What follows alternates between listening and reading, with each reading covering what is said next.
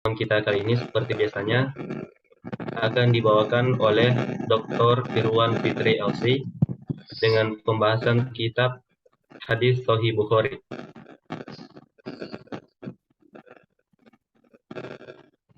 Ya, next slide. Ya. Baik, sebelum kami mempersilakan Ustadz, kami akan membacakan profil pemateri terlebih dahulu. Pembawa kita materi pada kali ini yaitu Ustadz Dr. Irwan Fitri LC, lahir di Makassar, tanggal 24 September 1974, pekerjaan dosen STIBA Makassar, Ma'had Albir Unismu Makassar, pendidikan S1 Universitas Islam Madinah, S2 Universitas Islam Alauddin, dan S3 Universitas Islam Alauddin. Ya baik, selanjutnya kami menyampaikan kepada seluruh hadirin di mana kajian kita akan diadakan 2 sesi. Sesi pertama yaitu penyampaian materi oleh Al-Ustadz dan dilanjutkan dengan sesi kedua yaitu sesi tanya jawab. Baik, untuk mengefisienkan waktu, selanjutnya saya persilakan kepada Ustadz untuk menyampaikan materi. Kepada Al-Ustadz, tafadhol masykur.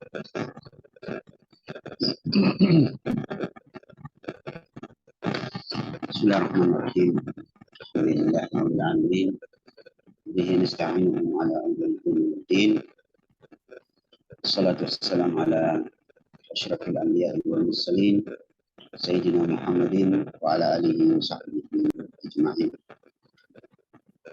Yaqulu Allah tabaraka wa ta'ala fi muhkam at-tanzil wa muwassatat al-qailin a'udzu billahi minasyaitonir rajim. يا أيها الذين آمنوا اتقوا الله حق تقاته ولا تموتن إلا وأنتم مسلمون.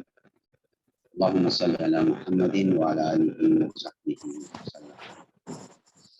اللهم علمنا بما ينفعنا وانفعنا بما علمتنا وزدنا علما وارزقنا فهما. السلام عليكم ورحمة الله وبركاته. Waalaikumsalam. Minta maaf, suaranya jelas? Iya, Jelas. Alhamdulillah. Baik. Alhamdulillah, Bapak, Ibu, serta saudara sekalian, kita tidak hentinya memuji Allah Subhanahu wa Ta'ala atas nikmat yang Allah berikan kepada kita sekalian. Tentu salah satu nikmat yang besar yang selalu kita harus mengingatkan diri kita, di mana Rasulullah Shallallahu Alaihi Wasallam selalu mengingatkan dua nikmat berikut ini yang luar biasa. Rasulullah bersabda, nikmatani maghbunun fihima katsirun minan nas. Ada dua nikmat yang manusia sering melalaikannya. Dia adalah nikmat kesehatan dan kesempatan. Hadis ini, Bapak Ibu yang sekalian, dikomentari oleh salah seorang ulama di abad kedua Hijriah bernama Sufyan bin Uyainah. Beliau mengatakan, innal insana idza kana fi sihhatin kanat umniyatuhu kulluha ad-dunya. Sesungguhnya manusia pada umumnya jika berada dalam keadaan baik, dalam keadaan sehat, maka semua cita-citanya adalah menginginkan untuk bisa menikmati, menguasai semua kebaikan, kenikmatan yang pernah dilihatnya dan pernah didengarnya. Sebaliknya, wa idza kanu fi maradin ma kanat umniyatuhum illa wahidah. Sebaliknya, manusia jika berada dalam keadaan sakit, dalam keadaan lemah, maka tidak ada cita-citanya, keinginannya, harapannya kepada Allah kecuali satu, yaitu diberikan kesehatan oleh Allah Subhanahu wa ta'ala. Maka untuk itu, saudara sekalian, kita mengajak diri kita dan saudara-saudara kita itu banyak-banyak mensyukuri nikmat Allah Subhanahu wa ta'ala. Terlebih lagi dalam satu wasiat para ulama kita sebutkan bahwa ada 3 hal yang dengannya kita bisa menolak bala. Salah satunya adalah banyak-banyak mensyukuri nikmat Allah Subhanahu wa ta'ala. Dalilnya adalah firman Allah, la in syakartum la azidannakum. Jika kalian pandai bersyukur, maka aku akan tambah nikmatku, kata Allah Subhanahu wa ta'ala. Maka dari situ kita sekali lagi perlu banyak-banyak bersyukur kepada Allah Subhanahu wa ta'ala. Allah memberikan kita nikmat berupa kesehatan. Semoga kita bisa manfaatkan untuk melakukan ibadah dengan baik, dengan maksimal. Salah satunya ilmu tentang agama kita ini, dan kesempatan yang baik ini kita manfaatkan untuk menambah perbendaharaan dan menambah berat timbangan kebaikan kita nanti di akhirat kelak. Saudara sekalian, kita memuji Allah Subhanahu wa ta'ala, dan tentu pasangannya adalah bersalawat kepada Nabi kita, junjungan kita, panutan kita Muhammad sallallahu alaihi wasallam. Baik, saudara sekalian, kita lanjutkan pembacaan hadis kita dalam Sahih Al-Bukhari. Sekarang kita di hadis yang ke-7. Hadis yang ke-7.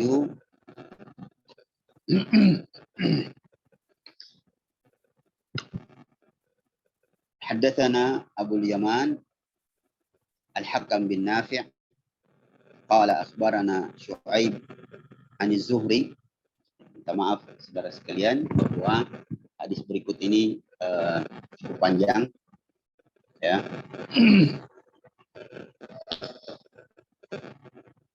Sekali lagi kita ulang. Haddatsana Abu Yaman Al-Hakam bin Nafi' qala akhbarana Syu'aib an Az-Zuhri qala akhbarani Ubaidullah bin Abdullah bin Utbah bin Mas'ud anna Abdullah ibn Abbas akhbarahu anna Abu Sufyan ibn Harbin akhbarahu anna Hirqal arsala ilaihi fi rakbin min Quraisy wa kanu tijaran bisyam fil muddati allati kana Rasulullah sallallahu alaihi wa alihi wasallam madda fiha Abu Sufyan wa kuffar Quraisy fa atauhu wa hum bi Ilya fada'ahum fi majlisihi wa hawlahu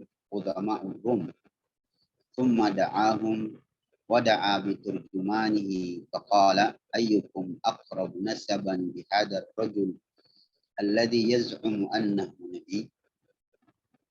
Faqala Abu Sufyan faqultu ana aqrabuhum nasaba faqala adnuhu minni wa qarrabu ashabahu faja'aluhum 'inda dhahrihi thumma qala liturjumanihi qul lahum inni sa'ilun hadha ar-rajul fa in kadzabani fakadibuhu wa wallahi laula al-haya'u min an ya'thiru alayya kadiban lakadzabtu anhu thumma kana awwala ma sa'alani anhu an qala kaifa nasabuhu fikum qultu huwa fina du nasabin qala fahal hadzal qawl minkum ahadun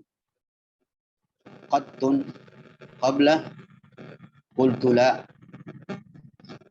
qala fahal kana min abaihi min malik qultu la qala فأشراف الناس يتبعونه أم ضعفاؤهم فقلت بل ضعفاؤهم قال أيزيدون أم ينقصون قلت بل يزيدون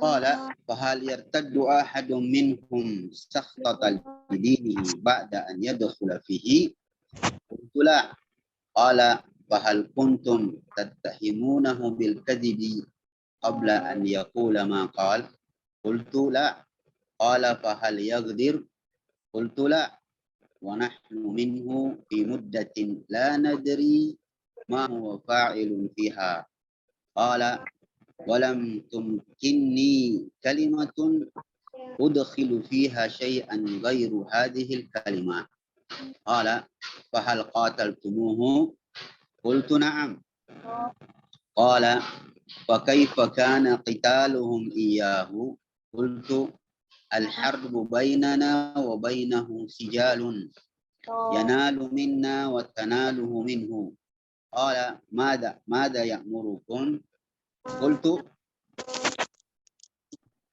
يقول اعبدوا الله وحده ولا تشركوا به شيئا واتركوا ما يقول آباؤهم ويأمرنا بالصلاة والصدق والعفاف والصلة فقال لترجمان قل له سألتك عن نسبه فذكرت أنه فيكم ذو نسب فكذلك الرسل تبعث في نسب قومها وسألتك هل قال أحد منكم هذا القول فذكرت ألا فقلت لو كان أحد قال هذا القول قبله لقلت رجل يأتي بقول قيل قبله وسألتك هل كان من آبائه من ملك فذكرت أن لا قلت ولو كان من آبائه من ملك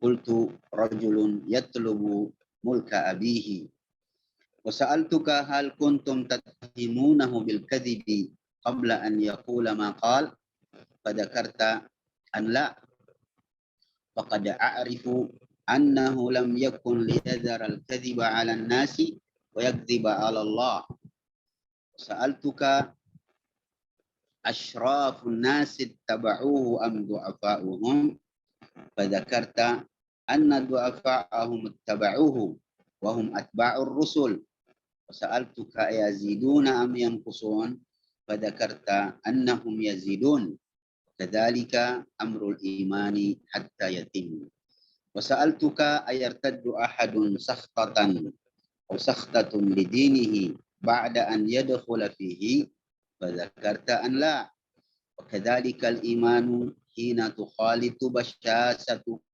القلوب وسألتك هل يغدر فذكرت أن لا كذلك الرسل لا تغدر وسألتك بما يأمركم فذكرت أنه يأمركم أن تعبدوا الله ولا تشركوا به شيئا وينهاكم عن عبادة الأوثان ويأمركم بالصلاة والصدق والعفاف فإن كان ما تقول حقا فسيملك موضع قدمي هاتين وقد كنت أعلم أنه خارج لم أكن أظن أنه منكم فلو أني أعلم أني أخلص إليه لتجشمت لقاءه ولو كنت عنده لغسلت عن قدميه ثم دعا بكتاب رسول الله صلى الله عليه وسلم الذي بعث به دحية إلى عظيم بصرى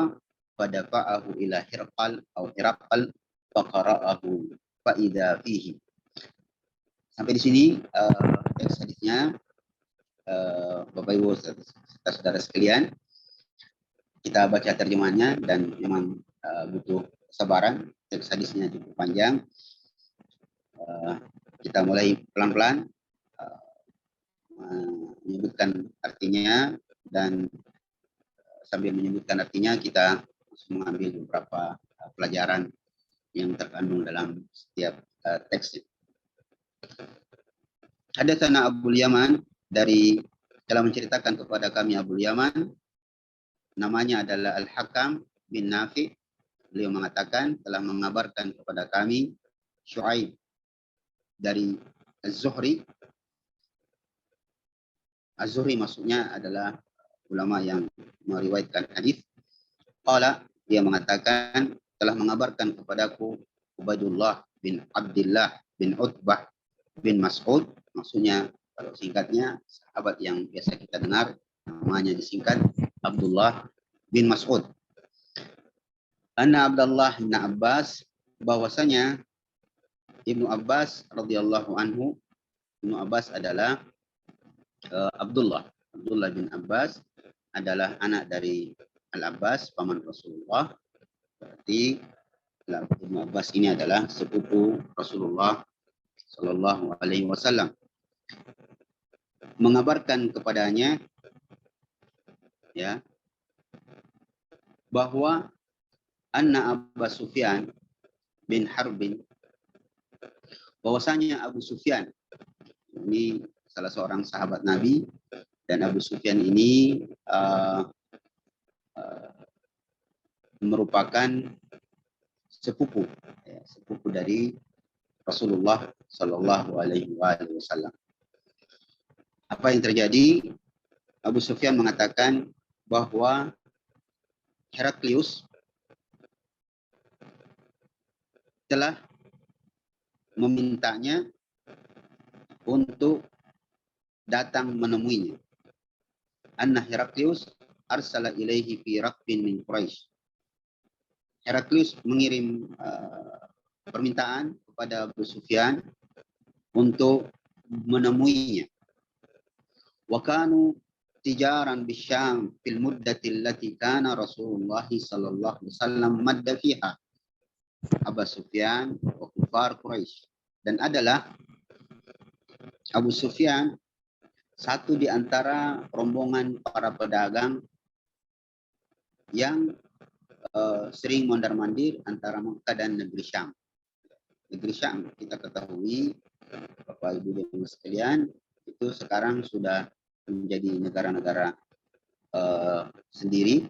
Negeri Syam itu ada 4, ya, Jordania, Syria, Lebanon, dan Palestina.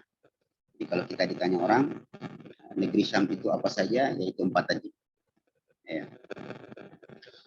Dan adalah Abu Sufyan satu di antara rombongan para pedagang yang bolak-balik melakukan perjalanan perdagangan dari Mekah dan sampai ke negeri Syam. Di masa itu adalah masa di mana Rasulullah Sallallahu Alaihi Wasallam, ya, telah menjadi seorang nabi dan rasul yang mendakwakan dakwah Islamnya di tengah kaum Quraisy. Fa'atauhu wa hum bi Ilya. Maka Abu Sufyan bersama beberapa orang rombongannya menemui Heraklius yang waktu itu berada di satu negeri bernama Ilya, atau di satu tempat bernama Ilya. Fada'ahum fi majlisihi wa haulahu udama'ur Rum. Maka ketika sampai di istana, Heraklius kemudian meminta kepada Abu Sufyan untuk mendekat di majelisnya, maksudnya di istananya. Yang saat itu wahaulahu udhama'ur Rum. Heraklius didampingi beberapa pembesar. Ya. Jadi bukan menteri, memang pembesar-pembesar Rum. Ya. Tsumma da'ahum wa da'a biturjumanihi. Kemudian Heraklius meminta Abu Sufyan mendekat, ya, dan juga Heraklius mendatangkan penterjemahnya. Ya. Faqala, kemudian terjadi dialog. Ayyukum aqrabu nasaban bihadar rajuli alladhi yaz'umu annahu nabi. Heraklius bertanya kepada Abu Sufyan dan rombongannya, siapakah di antara kalian yang nasabnya dekat dengan orang yang mengaku sebagai nabi? Maksudnya, siapakah di antara kalian yang nasabnya dekat dengan Nabi Shallallahu Alaihi Wasallam? Faqala Abu Sufyan, faqultu ana aqrabuhum nasaba. Maka berkatalah Abu Sufyan, saya adalah orang yang paling dekat dengan Muhammad ya Rasulullah Sallallahu Alaihi Wasallam secara nasab. Karena Abu Sufyan itu adalah sepupu dari Rasulullah Sallallahu Alaihi Wasallam. Dari sini, Bapak Ibu yang sekalian, menunjukkan bahwa Rasulullah Sallallahu Alaihi Wasallam itu memiliki nasab yang baik, nasab yang mulia. Faqala adnuhu minni. Di dalam kelompok itu ada Abu Sufyan. Maka Heraklius mengatakan, perintahkan kepada orang itu, yaitu Abu Sufyan, untuk lebih dekat kepadaku, untuk berdiri lebih dekat kepadaku. Faqarribu ashabahu faja'aluhum inda dhahrihi. Lalu Abu Sufyan maju ke depan dan di belakangnya adalah para sahabat-sahabat, itu rombongannya.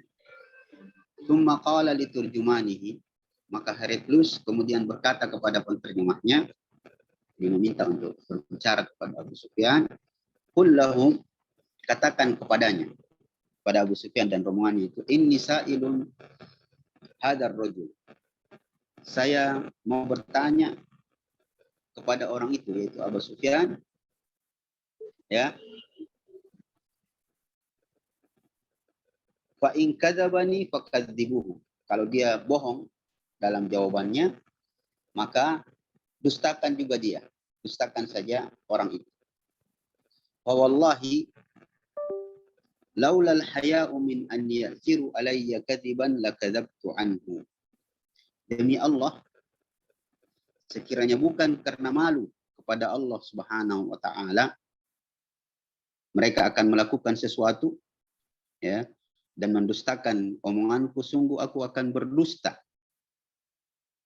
Tsumma kana awwala ma sa'alani anhu, kemudian Abu Sufyan melanjutkan perkataannya, maka sungguh perkataan yang pertama yang disampaikan kepadaku, pertanyaan pertama yang diajukan kepadaku, angkal, adalah, maksudnya Heraklius memulai pertanyaannya dengan mengatakan, kaifa nasabuhu fikum, bagaimana nasab orang itu, yaitu Muhammad, di tengah-tengah kalian. Nah, dari sini Bapak serta saudara sekalian memberikan petunjuk bahwa dari dulu, ya, bahkan orang-orang kafir pun dari dulu itu sangat menjaga yang namanya nasab, sangat menjaga yang namanya nasab, dan nasab itu sangat menentukan kemuliaan seseorang dan bahkan satu suku. Dan di sini juga memberikan pelajaran lain bahwa hendaknya kita itu menjaga nasab kita. Salah satunya dengan mencatat, ya, mulai mencatat kita keturunan dari siapa, bapaknya siapa, kakeknya siapa.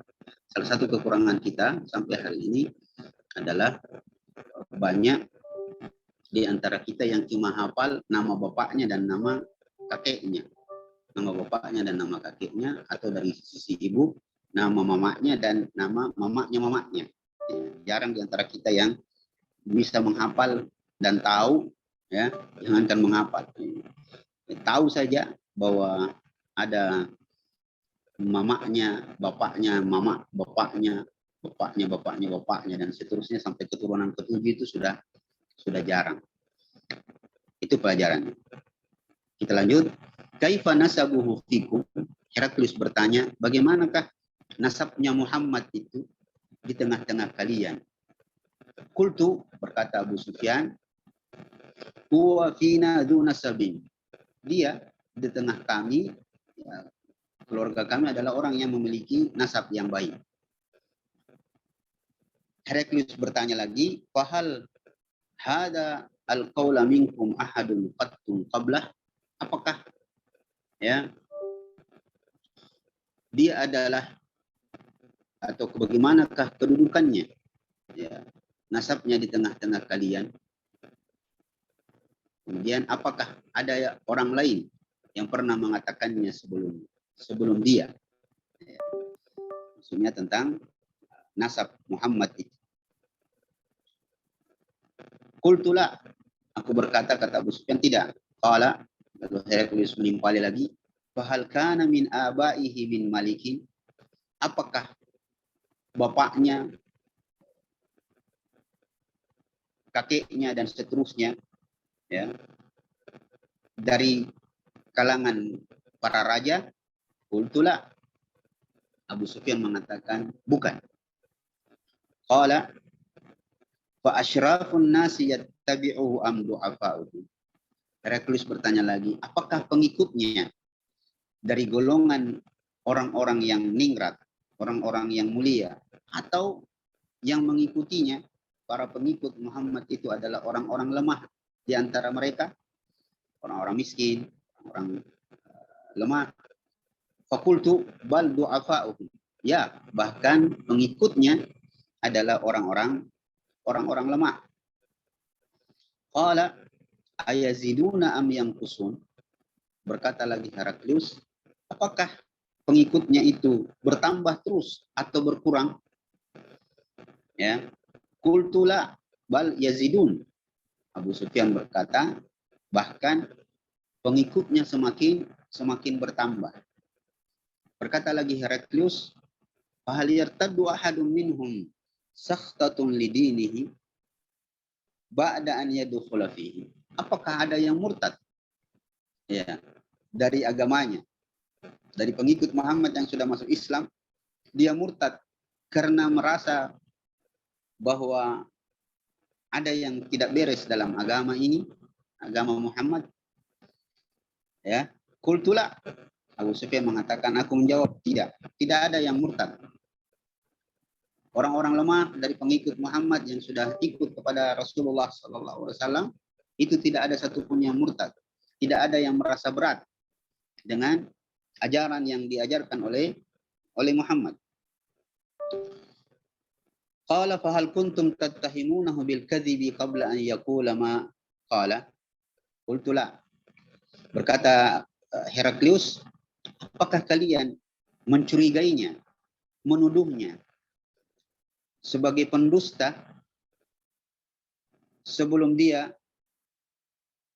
menceritakan dan mendakwakan ajarannya? Qultu la. Aku, Abu Sufyan, mengatakan tidak sama sekali. Maksudnya adalah Heraklius itu bertanya, apakah sebelum dia Muhammad itu mendakwakan dakwanya, datang kepada kalian mendakwakan dakwanya, kalian mencurigainya bahwa ini pembohong, ini orang suka berdusta? Ya, Abu Sufyan mengatakan tidak, kami tidak pernah mencurigainya sebagai pembohong. Maksudnya adalah, Bapak Ibu yang sekalian, Heraklius disebutkan dalam beberapa penjelasan, dia bertanya seperti itu karena biasanya orang-orang yang mengajak orang lain kepada ajarannya itu adalah pendusta, atau paling minimal tidak dikenal sebagai orang yang jujur. Adapun Rasulullah Sallallahu Alaihi Wasallam, kata Abu Sufyan, tidak. Sejak dia mendakwakan dakwanya, kami tidak pernah mencurigainya sebagai seorang pendusta. Karena kenapa? Karena memang sejak awal, ya, Rasulullah Sallallahu Alaihi Wasallam itu, ya, adalah orang yang jujur. Bahkan digelari sebagai seorang al-amin, orang yang sangat dipercaya. Jadi tidak ada tanda ciri atau kesan bahwa Muhammad itu adalah seorang pendusta. Bahkan Bapak Ibu jamaah sekalian, kalau kita melihat kembali dalam peristiwa Rasulullah pulang Isra Mi'raj, ada satu kalimat yang disebutkan oleh orang-orang kafir Quraisy ketika Rasulullah mengatakan, apakah kalian akan percaya dengan apa yang akan saya sampaikan kepada kalian? Ya. Maka orang-orang Quraisy kafir itu saat itu mengatakan, tidak wahai Muhammad, kau istilahnya, kau bilang saja apa yang kau mau bilang. Ya, kami pasti percaya. Semua yang kau omongkan wahai Muhammad, itu pasti kami percaya karena kamu adalah Al-Amin. Kamu adalah orang yang jujur. Nah, dari sini juga memberikan pelajaran kepada kita bahwa nilai-nilai kejujuran itu sangat penting. Sangat penting. Yang kedua, berikutnya mungkin pernah kita mendengarkan satu pertanyaan, kenapa Al-Quran diturunkan ke bangsa Arab?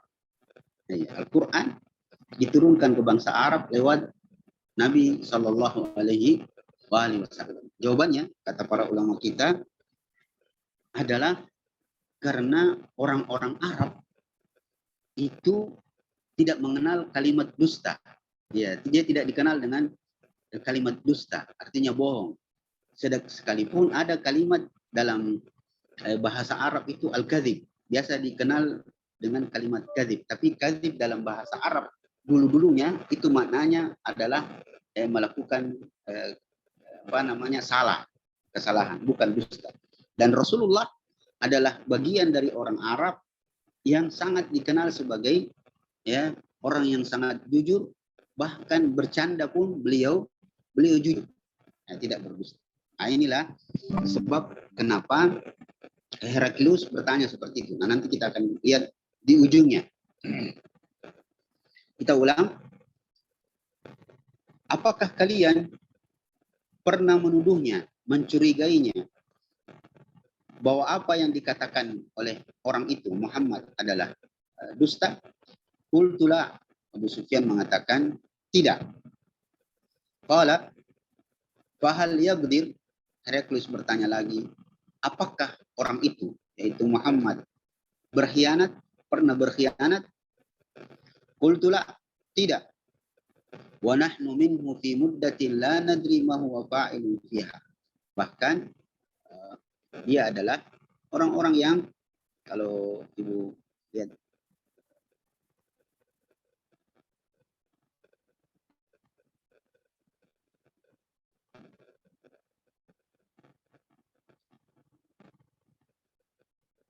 dia, ya, kami adalah orang-orang yang selalu bersamanya dan dia tidak pernah melakukan hal-hal yang aneh di tengah kami. Qala walam yumkinni kalimatun udkhila fiha syai'an ghairu hadhihi al-kalimah. Sungguh dia adalah orang yang selalu walam tumkinni kalimatun, dia tidak pernah mengatakan kalimat-kalimat yang tidak benar. Kemudian Heraklius bertanya lagi, fahal qataltumuhu? Qultu na'am. Heraklius bertanya, apakah kalian pernah memeranginya? Qultu na'am. Aku mengatakan, kata Abu Sufyan, ya, kami pernah memeranginya. Qala fa kaifa kana qitalukum iyyahu? Bagaimanakah kesudahan perang kalian? Ya, bagaimana bentuknya perang kalian itu? Qultu, Abu Sufyan menjawab, al-harbu bainana wa bainahu sijal. Peperangan di antara kami dengan Muhammad dan pengikutnya, ya, peperangan yang terjadi silih berganti. Yanalu minna wa nanalu minhu. Kadang-kadang kami yang menang, kadang-kadang kami yang kalah. Kemudian Heraklius bertanya lagi, "Madza ya'murukum?" Apa yang dia perintahkan kepada kalian? Maksudnya dakwanya itu dakwah apa? Apa isi perintah-perintahnya dalam dakwanya? Qultu, aku berkata, yaqulu u'budullaha wahdahu wa la tusyriku bihi syai'a. Muhammad itu berdakwah kepada kami dengan memerintahkan untuk hanya beribadah kepada Allah semata-mata, dan janganlah kalian mempersyarikatkannya dengan sesuatu pun. Watruku ma yaqulu aba'ukum, tinggalkanlah apa yang diperintahkan oleh nenek moyang kalian. Wa ya'muruna bis salati, Muhammad juga memerintahkan kepada kami untuk mendirikan salat. Was-sidqi, berkata jujur. Wal afaf, menjaga kehormatan. Wassilah, dan melakukan hubungan silaturahmi. Di sini Bapak Ibu jamaah sekalian, perintah Rasulullah SAW yang diceritakan oleh Abu Sufyan memberikan banyak pelajaran. Yang pertama, tauhid, hanya menyembah kepada Allah Subhanahu wa taala dan tidak boleh memperserikatkannya. Itulah dakwah yang sangat penting, dan dia adalah dakwah yang paling utama yang disampaikan oleh Rasulullah SAW, untuk hanya menyembah Allah Subhanahu wa taala dan tidak melakukan perbuatan syirik. Yang kedua, dan dia Rasulullah memerintahkan kepada kami untuk mendirikan salat. Bapak Ibu jamaah sekalian, perintah salat itu adalah perintah yang sangat penting dan sangat menguntungkan bagi seorang hamba. Selain dia adalah rukun yang kita tahu, rukun Islam. Yang kedua, kalau keseringan jatuh, dia adalah tiang agama ini. Ketahuilah Bapak Ibu jamaah sekalian, orang yang mendirikan sholat dan dia rajin mendirikan sholat, menegakkan sholat dengan baik, itu dia akan mendapatkan beberapa keuntungan. Keuntungan pertama, Bapak Ibu jamaah sekalian, dari mendirikan sholat dengan baik, menjaganya dengan baik, adalah seseorang akan menjadi semakin dekat dengan Allah Subhanahu wa taala. Sebab puncak, kalau saya bertanya kepada Bapak Ibu, puncak sholat itu sebenarnya di mana? Apakah ketika kita berdiri atau ketika kita sujud? Pasti jawabannya adalah puncak sholat itu adalah justru ketika kita sujud. Ketika kita sujud, maka semakin rendah seorang hamba di hadapan Allah, maka semakin dekatlah dia dengan Allah Subhanahu wa taala. Dan itu disebutkan sendiri oleh Rasulullah SAW. Beliau dalam sabdanya yang sangat kita kenal, aqrabu ma yakunu bainal abdi wa rabbih ala sujud. Waktu atau keadaan yang paling dekat antara hamba dengan Tuhannya, yaitu ketika dia sujud. Nah, kalau kita sambung ayat hadisnya, bahwa Rasulullah mengatakan fal yajtahid bid-du'a, hendaknya dia bersungguh-sungguh berdoa ketika dia berada dalam keadaan sujud. Selanjutnya, bahwa sujud adalah waktu atau tempat yang paling dekat antara hamba dengan Allah. Dan sujud yang paling afdal adalah sujud yang dilakukan di malam hari. Artinya, melakukan sholat malam sekalipun 1 rakaat dengan witir, maka itu yang akan membuat seorang hamba dekat dengan Allah Subhanahu wa taala. Pelajaran berikutnya, dengan adanya perintah sholat, ketahuilah Bapak Ibu jemaah sekalian, ulama kita mengatakan bahwa tidak akan bertemu antara sifat sombong dengan sholat. Orang yang rajin mendirikan sholat tidak mungkin dia sombong. Tidak mungkin dia sombong.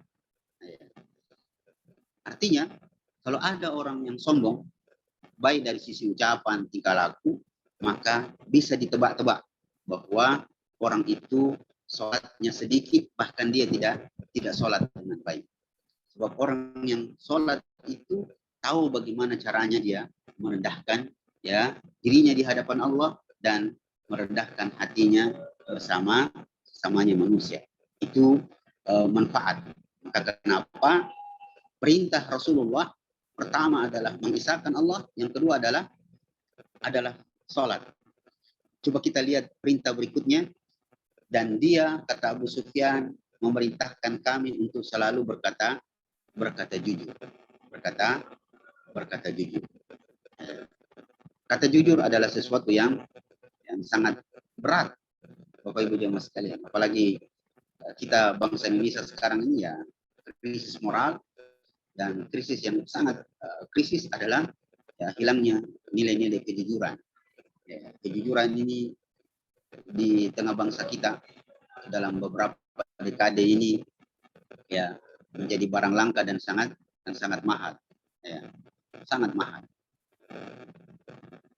Padahal ya Allah Subhanahu wa taala berpesan kepada kita sekalian dalam surah At-Taubah, ya. Allah mengatakan ya ayyuhalladzina amanu taqullaha wa kunu ma'as shadiqin. Wahai orang-orang yang beriman, bertakwalah kepada Allah dan selalulah bersama orang-orang yang jujur. Dan ini juga memberikan pelajaran penting untuk kita selalu bergaul dengan orang-orang yang baik. Kita lihat urutan perintahnya. Dan dia memerintahkan kepada kami untuk melakukan salat, berkata jujur, wal afaf, yaitu menjaga kehormatan keluarga, kehormatan diri dan keluarga. Ya, al afaf. Itulah sebabnya sejak awal pertanyaan Heraklius berhubungan dengan nasab, karena nanti akan berhubungan dengan menjaga kehormatan. Itulah sebabnya ya Bapak Ibu jamaah sekalian, sekali lagi sangat penting untuk kita selalu bisa menjaga nasab kita. Salah satunya dalam bentuk ya kalau kita mencarikan jodoh untuk anak-anak kita, carilah yang baik-baik supaya nasab kita bisa terjaga.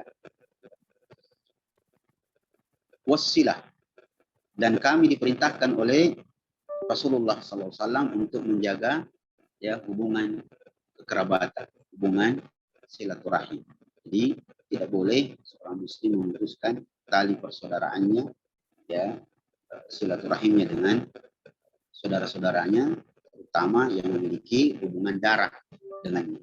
Rasulullah mengatakan la yadkhulul jannata qati', tidak akan masuk surga orang yang memutuskan tali silaturahim.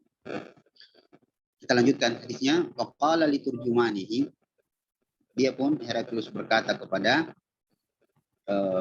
penterjemahnya, kullahu, katakan kepadanya, sa'altuka an nasabihi fa dzakarta annahu fikum du nasabi. Tadi saya bertanya kepadamu tentang Muhammad, apakah dia adalah orang yang memiliki nasab? Engkau pun menjawab bahwa dia Muhammad itu adalah orang yang memiliki nasab yang mulia. Fakadzalika ar-rusulu tub'atu fi nasabi qaumiha. Demikianlah. Jadi Heraklius di sini justru menjelaskan keadaan yang benar tentang ciri-ciri seorang nabi dan rasul. Bahwa selalu seorang nabi itu diutus di tengah kaumnya dalam keadaan dia adalah orang yang terhormat, orang yang baik. Pelajarannya adalah bahwa seorang ustadz, seorang dai, seorang mubaligh, hendaknya dia berasal dari keluarga yang baik-baik. Ya, dia harus dikenal di kalangannya di mana dia berdakwah. Dia besar dan tumbuh dalam keadaan baik.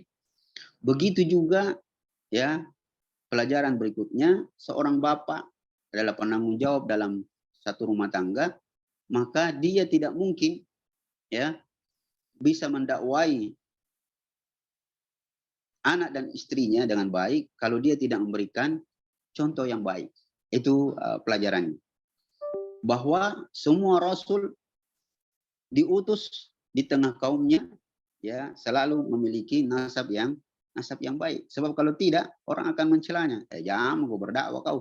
Barang tahun bilang kau sendiri tidak jelas kau dari keturunan mana. Nah, ini sekali lagi akan selalu berhubungan dengan ya pembinaan kita dalam keluarga, menjaga nasab-nasab kita. Kita sambung. Wa sa'altuka hal qala ahadun minkum hadal qaul. Aku bertanya kepadamu, apakah ada orang sebelumnya yang mengucapkan kalimat-kalimat yang diucapkan oleh Muhammad? Engkau mengatakan tidak. Maka lau kana ahadun qala hadzal qaul qablahu laqultu rajulun ya'si biqaulin qila qablahu. Wa sa'altuka hal kana min abaihi min malik. Aku bertanya kepadamu, apakah nenek moyangnya adalah raja? Engkau mengatakan tidak. Qultu falau kana min abaihi min malikin, seandainya nenek moyangnya Muhammad itu dari keturunan raja, pastilah aku akan menuduhnya bahwa dia ya ingin merampas kerajaan bapaknya atau nenek moyangnya. Wa sa'altuka hal kuntum tattahimunahu bil kadzibi qabla an yaqula maqal. Aku tadi bertanya kepadamu, apakah kalian pernah menuduhnya, mencurigainya dengan kebohongan, dengan kedustaan sebelum dia menyampaikan dakwanya? Fadzakarta la, kalian menjawab tidak.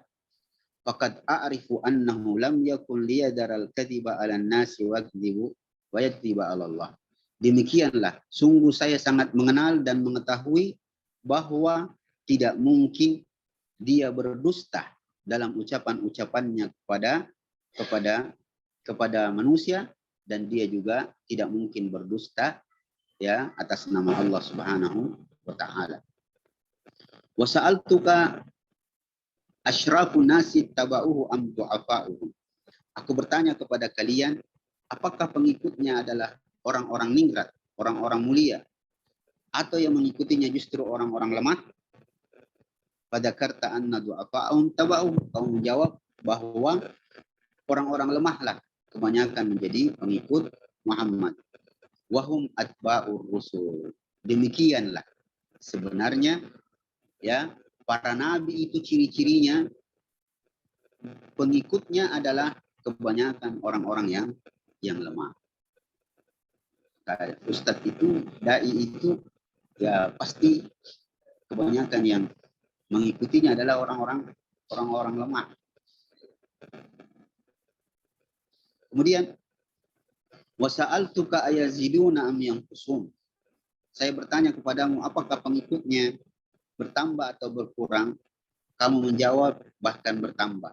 Begitulah, coba kita lihat Bapak Ibu yang sekalian, Heraklius sangat mengerti agama ini sebenarnya.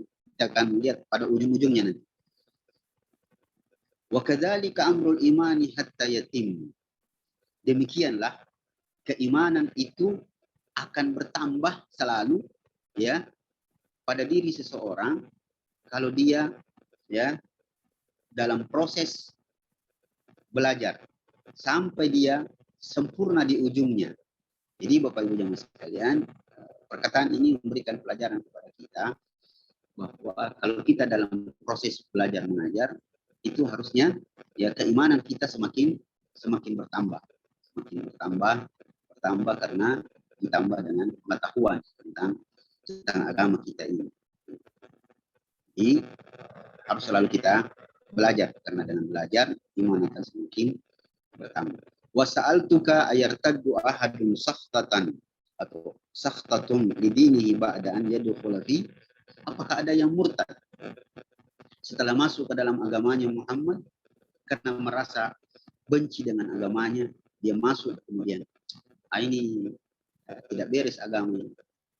Kalian berkata tidak. Ya, seperti itulah ya agama Islam ya ketika dipeluk oleh orang-orang yang belajar dengan baik, dia tidak mungkin murtad. Tidak mungkin murtad. Makanya kita dapati Bapak Ibu yang sekalian, tidak ada ceritanya orang yang murtad dari agama Islam kecuali pasti orang itu orang bodoh. Ya. Orang bodoh. Dan kita dapati sebaliknya justru orang yang masuk Islam adalah orang-orang yang terpelajar. Wa kadzalika ar-rusul wa sa'altuka hal yaqdir. apakah Muhammad itu, aku bertanya kepadamu tadi, apakah Muhammad itu berkhianat? Ya, kamu mengatakan tidak. Demikianlah kata Heraklius, wa kadzalika ar-rusulu la yakdzib.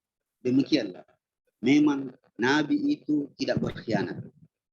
Dan ini memberikan petunjuk bahwa seorang pemimpin, seorang pembesar yang ada pengikutnya tidak boleh memiliki sifat khianat. Ya, dan Rasulullah melarang memang ya sifat khianat itu. Wa sa'altuka bima ya'murukum, dan aku bertanya kepada kalian tentang apa yang diperintahkan oleh Muhammad kepada kalian. Lalu engkau menjawab, Muhammad memerintahkan kepada kalian hanya menyembah kepada Allah dan tidak memperserikatkannya. Dia melarang kalian untuk menyembah patung-patung, dan dia menyuruhmu untuk mendirikan salat, berkata jujur, menjaga kehormatan. Fa in kana, kita lihat ujungnya, fa in kana ma taqulu haqqan fasayamliku mawdi'a qadamai hadaini. Kalau semua itu betul-betul terjadi dan ada pada diri Muhammad, orang yang mengaku sebagai nabi itu, kata Heraklius kepada Abu Sufyan dan rombongannya, sungguh dia akan menguasai kedudukanku ini. Maksudnya dia akan menjadi pemimpin yang besar di kemudian hari. Waqad kuntu a'lamu annahu kharijun lam akun adhunnu annahu minkum. Sungguh saya mengetahui bahwa orang seperti itu akan muncul, akan hadir, ya. Dan aku pernah menyangka bahwa dia bukan berasal dari golongan kalian. Walau anni a'lamu anni akhlusu ilaihi, sekiranya saya diberikan umur yang panjang, diberikan kesempatan untuk bisa bertemu dengannya, sungguh aku akan mengusahakannya. Aku akan berupaya semaksimal mungkin untuk bisa menemuinya. Nah, dari sini, Bapak Ibu dan sekalian, ya, bahwa Heraklius ini sebenarnya sudah mengerti tentang hal-hal yang berhubungan dengan kedatangan Nabi Muhammad SAW. Ciri-ciri seorang nabi bagaimana dan bagaimana dia sudah tahu. Ya, jadi pembesar-pembesar dulu itu sudah mengetahui ya kabar tentang akan datangnya seorang pemimpin ya yang akan menguasai dunia ini dengan ciri-ciri yang sama persis dengan yang ada pada diri Rasulullah SAW. Ya. Pelajaran kedua, perkataan Heraklius bahwa sungguh saya akan mengupayakan untuk bertemu dengan orang itu, yaitu Muhammad. Memberikan pelajaran bahwa Heraklius itu sebenarnya menyembunyikan keimanannya. Jadi kita tahu dalam sejarah Heraklius tidak sempat masuk Islam. Tidak sempat masuk Islam. Dia menyembunyikan pengetahuannya ini, ya, keislamannya. Dalam riwayat dia Islam, tapi yang benar dia tidak masuk Islam. Ya. Dia sangat ingin untuk bertemu dengan Nabi SAW dan mengucapkan ikrar untuk menjadi seorang Muslim, tapi dia takut. Dia takut kepada rakyatnya. Dia takut kepada rakyatnya. Jadi, saudara sekalian, ini memberikan pelajaran kepada kita bahwa ternyata memang dari dulu ada pemimpin yang takut sama rakyatnya. Ada pemimpin yang takut sama rakyatnya. Dan ketakutan Heraklius kepada rakyatnya adalah ketakutan akan keimanan. Jadi dia takut dibunuh oleh rakyatnya kalau dia masuk Islam. Ya. Dan kenapa dia bisa takut dibunuh? Karena ternyata Heraklius mendapatkan kabar bahwa ada raja yang sezaman dengan dia itu telah dibunuh oleh kaumnya, ya, karena dia beriman kepada Allah Subhanahu wa Ta'ala. Kita sebutkan ujungnya, walau kuntu indahu lagasaltu an qadamaihi. Sekiranya aku berada di sisinya, sempat bertemu dengannya, sungguh aku akan mencuci kedua kakinya. Yaitu menunjukkan bahwa dia sebenarnya sangat ingin untuk mendapatkan hidayah, untuk mendapatkan keislaman, sekiranya dia sempat bertemu dengan Nabi Shallallahu Alaihi Wasallam. Pelajaran yang sangat penting yang perlu kita sebutkan, karena masih banyak ini panjang lanjutannya isi suratnya, isi surat Rasulullah Shallallahu Alaihi Wasallam, bahwa jangan sampai kita ini ya menunda-nunda untuk melakukan kebaikan yang berhubungan dengan agama kita ini, sebab kita tidak tahu ya kapan dan di mana kita akan menghembuskan nafas kita ya. Maka jika kita sudah mengetahui dengan baik kebaikan satu perbuatan dan kita sudah berniat untuk melakukannya, maka minta tolonglah kepada Allah untuk diberikan kekuatan untuk melaksanakan, menjawantahkan, mengaplikasikan apa yang kita niatkan itu. Jangan sampai ditunda-tunda.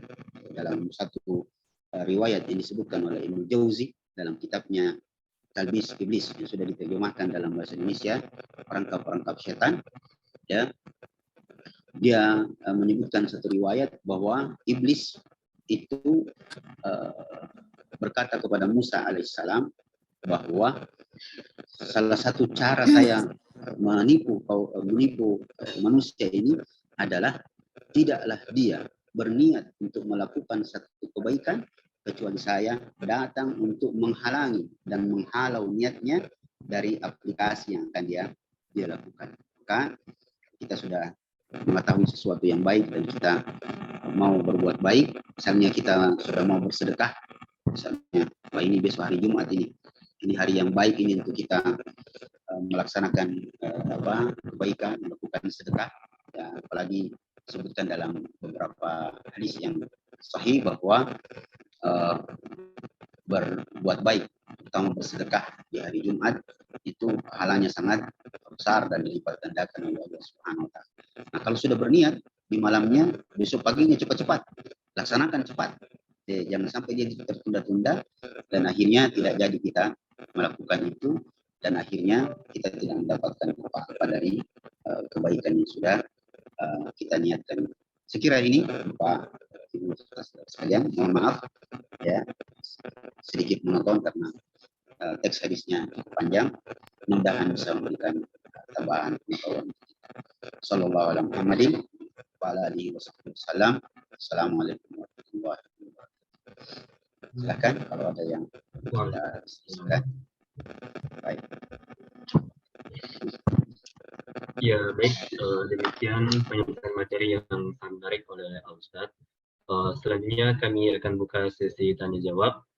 Ya, jadi kepada seluruh hadirin yang ingin bertanya silahkan untuk menyalakan mikrofon serta kamera atau bisa bertanya di room chat Zoom.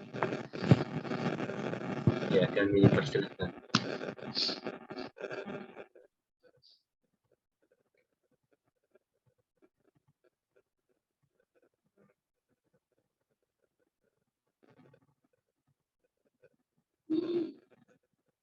Ada pertanyaan? Silakan. Ya, kepada saudara Udi Ahsan kami persilahkan. Silahkan. Iya, iya.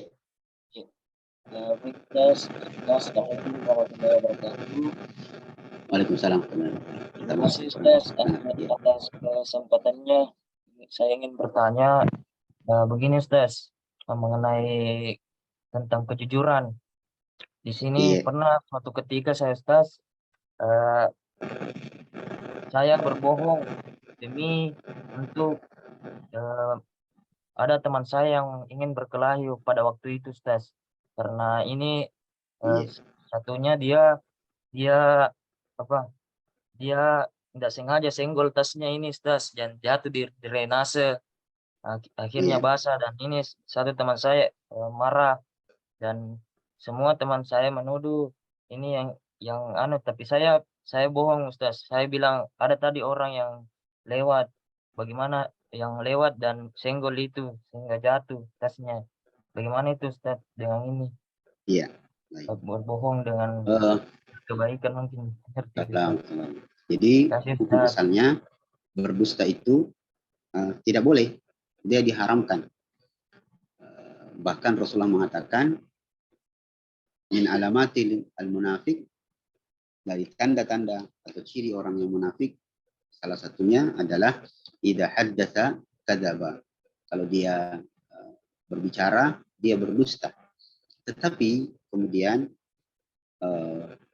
ulama kita, salah satunya Imam An-Nawawi, menyebutkan penjelasan bahwa ada beberapa keadaan seorang muslim diizinkan, dibolehkan untuk berbohong.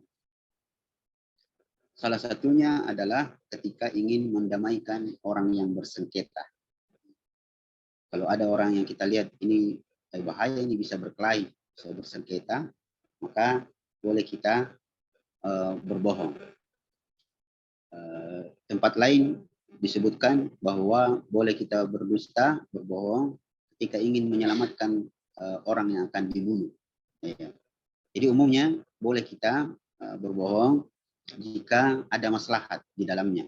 Ada maslahat, dan maslahat yang dimaksud bukan maslahat pribadi, tapi maslahat umum yang berhubungan dengan agama. Orang mau dibunuh, orang akan bersengketa, kita ingin mendamaikan kedua orang yang telah bersengketa, maka boleh kita berdusta. Bahkan itu salah satu jalan orang mendapatkan pahala. Ya. Daripada ini bahaya bertengkar dan bisa saling bunuh-membunuh, maka kita berbohong, dan apa yang Adinda lakukan tadi ya baik, dan itu dibolehkan, dan insya Allah dengannya Adinda bisa mendapatkan pahala dengan perbuatan baik itu. Allahu a'lam. Iya.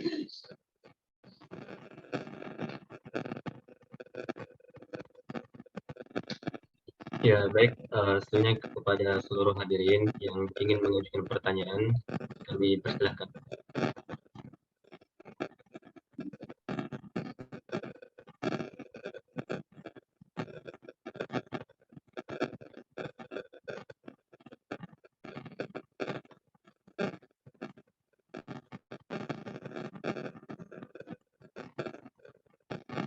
Ya, tapi Ustadz, ini saya ada satu pertanyaan. Ya. Ya, tadi telah dijelaskan oleh Ustadz mengenai bagaimana ketika Heraklius itu menanyakan sifat dari Rasulullah Muhammad SAW, dan ternyata Masya Allah, sifat dari Rasulullah itu adalah sifat yang al-amin, orang yang jujur dan tidak pernah berbohong. Ya, maknanya itu ketika kita ingin mengambil suatu ilmu dari seseorang, itu kita harus melihat latar belakang dari adab dan sifat dari orang tersebut. Nah, Iya. pertanyaan saya Ustadz, bagaimana ketika di zaman sekarang, itu ketika kita ingin mengambil suatu ilmu dari seseorang, tapi kita mengetahui bahwa latar belakang atau sifat dari orang tersebut itu ternyata kurang baik. Ya, bagaimana kita menyikapi hal tersebut, Ustaz? Iya, jadi kembali ke hukum asal bahwa mengambil pengetahuan tentang agama ini, ya khususnya itu diambil dari orang-orang yang istilah orang sekarang yang punya ya, orang kapabel dari ilmu yang dia akan sampaikan.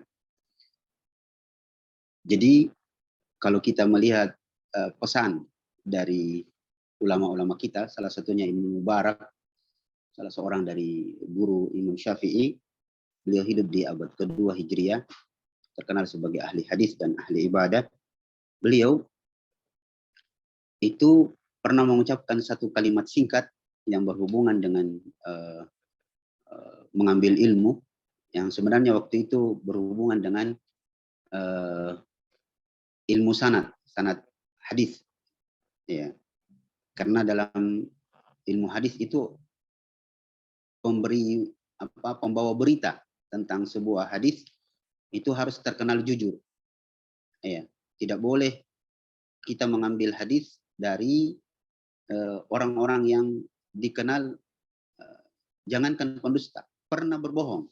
Nah, sedikit tambahan sebelum kita masuk menyebutkan apa yang dikatakan Mubarak.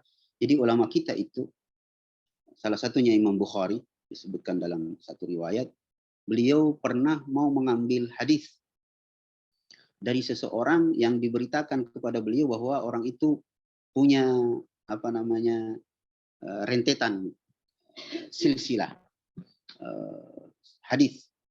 Maka Imam Bukhari datanglah ingin menemui orang itu untuk mengambil silsilah atau satu hadis dari Nabi Shallallahu Alaihi Wasallam yang dihafalnya. Sayangnya ketika Imam Bukhari belum sempat berbicara dengan orang itu, dia dapati bahwa orang itu memanggil ayam.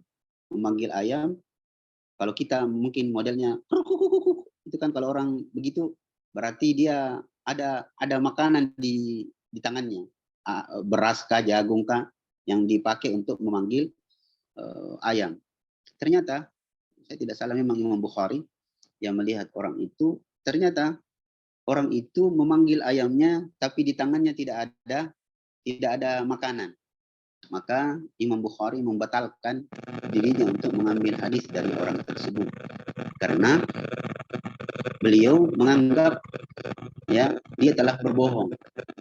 Bisa dibayangkan, dia berbohong kepada binatang, itu sudah menjadi cacat untuk tidak diambil ilmunya.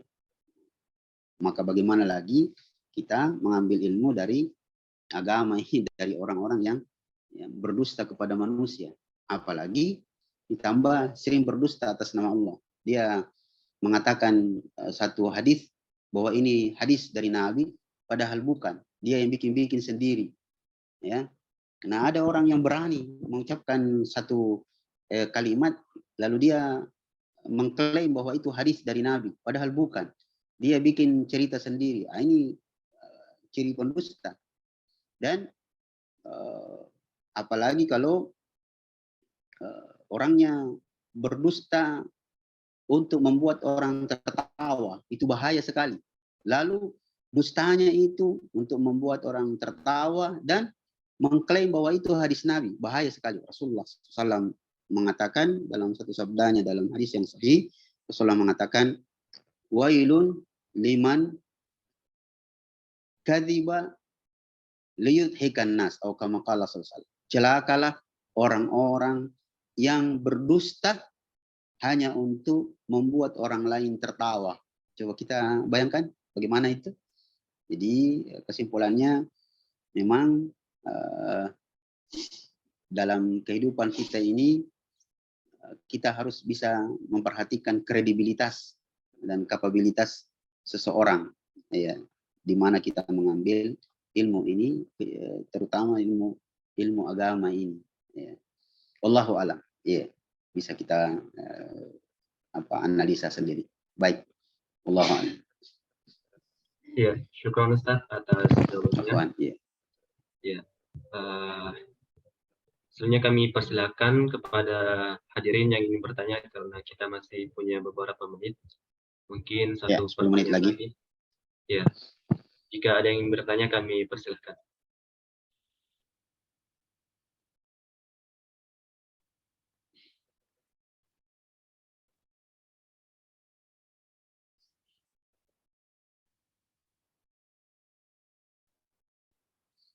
Kalau tidak ada, kita cukupkan. Ya, baik. Jadi jika tidak ada yang bertanya, jika begitu kami cukupkan. Sebelumnya kami mengucapkan jazakallahu khairan kepada Al-Ustadz yang telah menyempatkan waktu untuk menyampaikan materi yang sangat menarik pada pertemuan kali ini. Dan kami juga mengucapkan jazakumullahu khair kepada seluruh hadirin yang telah meluangkan waktu untuk hadir pada pertemuan kali ini, dan kami mengharapkan untuk seluruh hadirin untuk tetap konsisten untuk berkenan hadir pada kajian di pekan-pekan selanjutnya. Baik, untuk menutup kajian kita pada pekan kali ini, marilah kita bersama-sama mengucapkan doa kafaratul majelis. Subhanakallahumma wa bihamdik. Asyhadu an la ilaha illa anta astaghfiruka wa atubu ilaik. Fastabiqul khairat. Wassalamualaikum warahmatullahi wabarakatuh. Waalaikumsalam warahmatullahi wabarakatuh.